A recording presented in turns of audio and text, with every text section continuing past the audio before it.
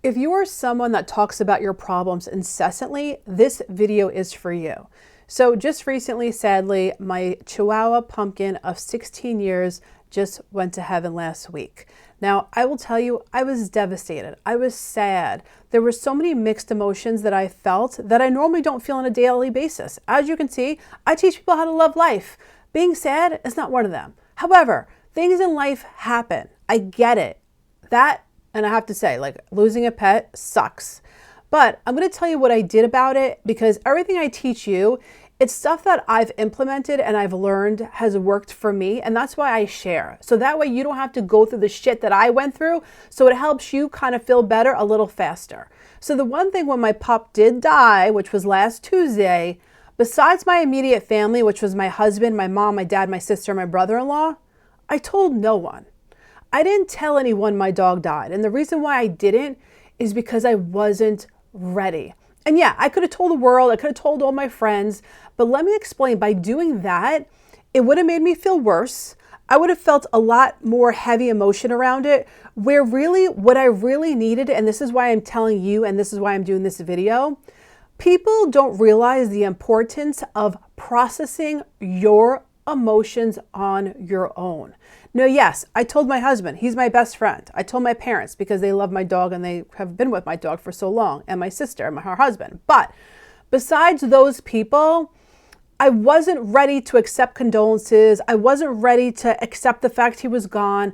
I needed to process it on my own. And I have to tell you, I took a full week of not saying anything to anybody. And yes, there were a random couple of people here, like my clients, that came and wondered where he was. But the reason why I'm saying this is because whatever your problem is, whatever your dilemma is, stop talking about it. It just makes you feel worse. If I had talked about my dog dying a week ago, I would have felt like fucking shit, and it would have been harder to get out of that little bottom of what I was feeling. So I didn't talk about it. Did I cry at times? Hell yeah. And I kind of cried to myself. And yeah, did I sometimes cry in front of my husband because I just broke down? Yeah, I did.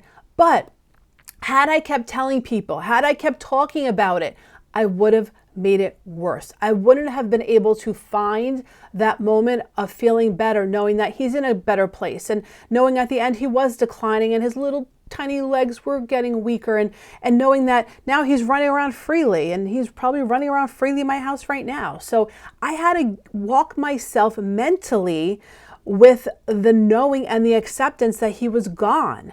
And it wasn't until I felt ready. And listen, I still cry. It's a week later and still there are moments that I cry. I don't want to cry right now, but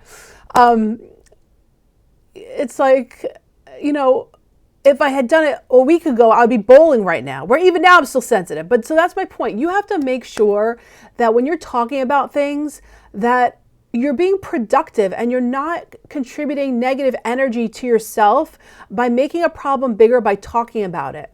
It's about sitting with your emotions and being okay with it, and not blabbing and expecting other people to make you feel better, because really the only person that can really make you feel better is yourself. And sometimes the only thing you really could focus on or expect is time to let things go and not talk about it, and just process it and really become okay with it. And it wasn't until, like I said today, which as you can see I'm still sensitive about it, that I could really accept the fact, and that I did post on social media, because everyone knows my dog, that was gone, and everyone sent wonderful, beautiful words to me, and it was so lovely and so sweet. But if I had read those words last week, I would have been bawling a lot more than I was.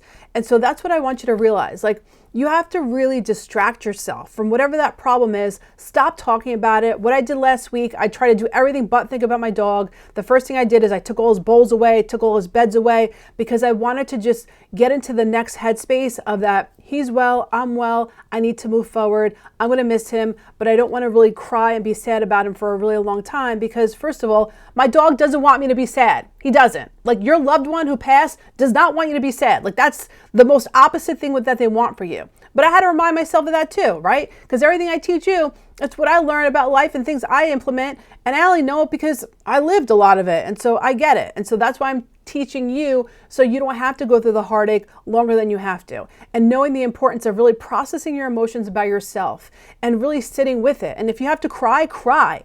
But I just feel like adding more people into the mix and having to explain and talk and justify, it really just kind of makes it bigger, and it kind of keeps you in that sad space longer than you have to. And there's only one person who could help control your emotions, and that's you. And that's what I teach.